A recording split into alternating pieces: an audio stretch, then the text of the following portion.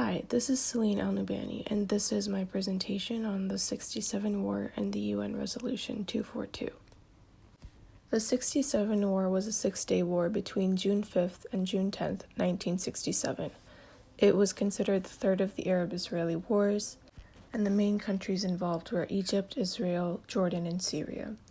It ended in an Israeli victory in which Israel captured the Sinai Peninsula, the Gaza Strip, the West Bank, the Old City of Jerusalem, and the Golan Heights.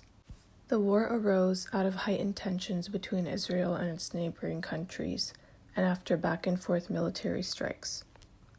In addition, false reports by Soviet intelligence that indicated Israel was planning a military campaign against Syria encouraged escalation. Egyptian President Gamal Abdel Nasser mobilized Egyptian forces in preparation for war, and on June 5, 1967, Israel began by launching a preemptive assault against Egyptian and Syrian air forces. Within 3 days of the six-day war, the Israelis had achieved an overwhelming victory on the ground, capturing the Gaza Strip and all of the Sinai Peninsula up to the east bank of the Suez Canal.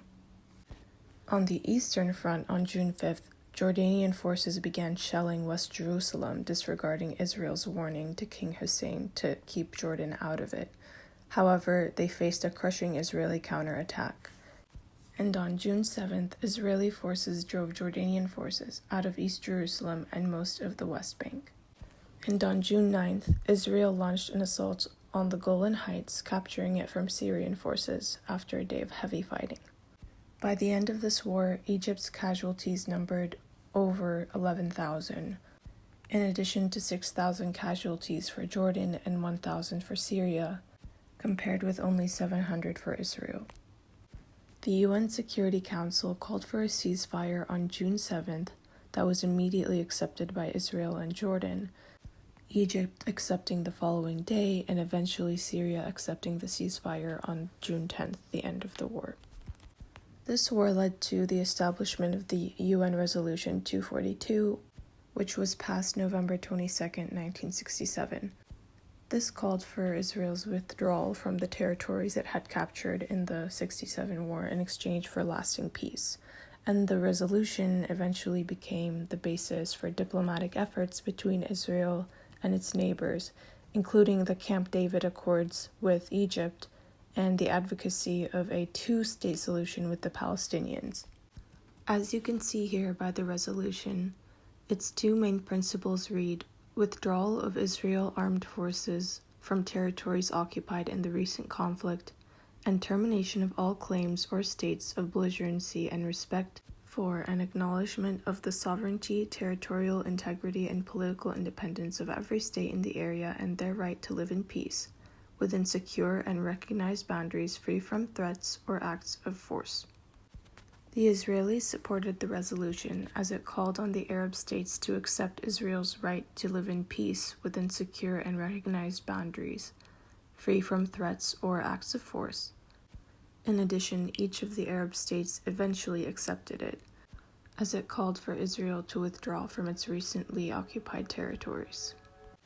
The Palestinian Liberation Organization rejected it until later because it lacked explicit references to Palestinians in the resolution. Despite the resolution never being fully implemented, it was a basis of diplomatic efforts to end Arab-Israeli conflicts, and of the Camp David Accords eventually signed by U.S. President Jimmy Carter, Egyptian President Anwar Sadat, and Israeli Prime Minister Menachem Begin in September 1978. And it did establish a framework for a historic peace treaty between Israel and Egypt that concluded in March 1979. Indeed, the two-state solution proposed a framework for resolving the Israeli-Palestinian conflict by establishing two different states for two peoples. In 1993, the Israeli government and the Palestine Liberation Organization agreed on a plan to implement a two-state solution as part of the Oslo Accords.